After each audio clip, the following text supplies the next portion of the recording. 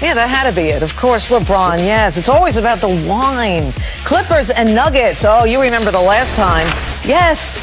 Remember the Nuggets knocking the Clippers out of the Western Conference semis back in September in the bubble? Clippers cooking, though, downtown in the first half, shooting 12 of 23 on threes with 11 of those shots coming off assists. Clippers go into the break up 72 to 55. They remembered. Let's just put it that way. Second half we go. Nuggets trailed by double digits in their last 3 games against the Clippers, and they won all 3, but that didn't happen in this one. Not even close, with the Clippers up 76-58. Paul George sharing to Kawhi Leonard for 3. Leonard, 21 points and 7 assists. Clippers are rolling. Under 7 minutes left in the third. Lou Williams, look who's wide open. Paul George, off to a great start in this season so far.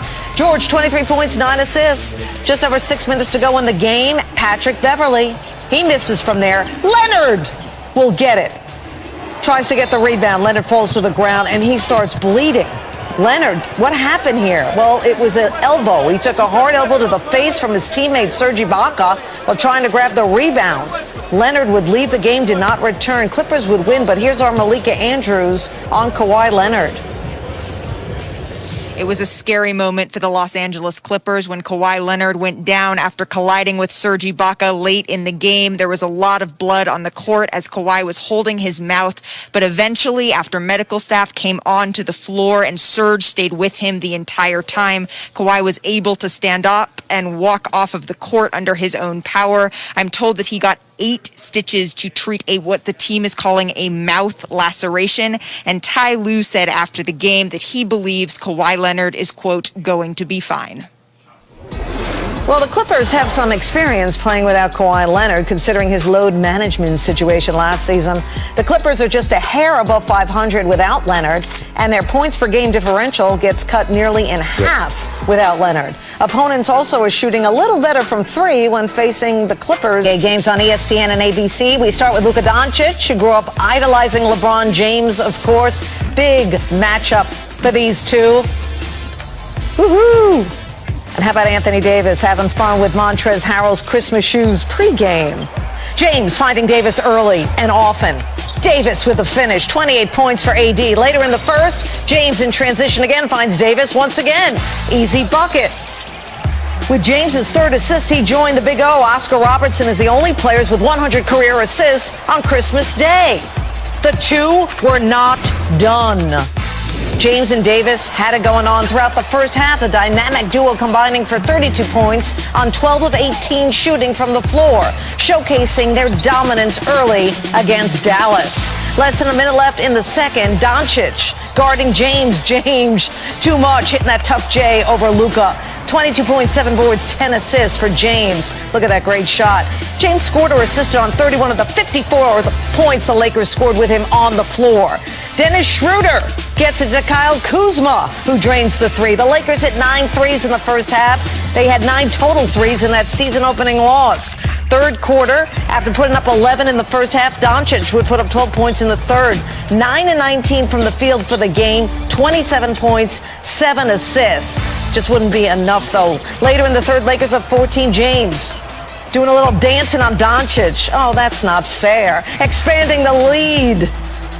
But what about Dennis Schroeder and Montrezl Harrell, the new additions on the Lakers, right? Off-season pickups, how would they perform? Well, Schroeder finished with 18 points, 7-11 from the field, 6 assists. And Harrell, 22 points, 10 of 13 from the field, 7 boards. Both those guys helped the Lakers to a 14-point lead heading into the fourth quarter. Lakers were on the glass heavy all throughout this game. Markieff Morris, he'll miss the 3, tip it out to Harrell. Kuzma and Harrell work the pick and roll. Kuzma is going to dump it off to Harrell, and he's going to finish inside eventually. And the Lakers go up 101-87. James here misses a 3. Morris will keep it alive to Kuzma. Kuzma will find James, and then James would find Morris at the corner for 3. Morris, 9.7 boards. Second chance points would hurt the Mavs, obviously, in this one, as the Lakers would outscore the Mavs 35-0 in second chance points. Wow. 138-115, the final. All Lakers in this one. Here's Anthony Davis after the big win. The more and more, we get to play with each other, the more we're going to figure things out. But, we went to the film and realized that, we can be a lot better. And we pride ourselves on not losing 2 in a row. We did the same thing last year. We never want to lose 2 games in a row, so we know we're going to come out and get this game. And come out with a lot of energy and effort. We know what our identity is. Our team know what our identity is. And, the ball is going to be in me and AD's hand for the majority of the time, but we have the ability to be able to defer, to Dennis, and he can run the offense, be able to defer and get the ball to Trez in the low post and he do his thing, be able to get the ball to Kuz in his sweet spots as well. So we know who we are, and we want to continue to build off that.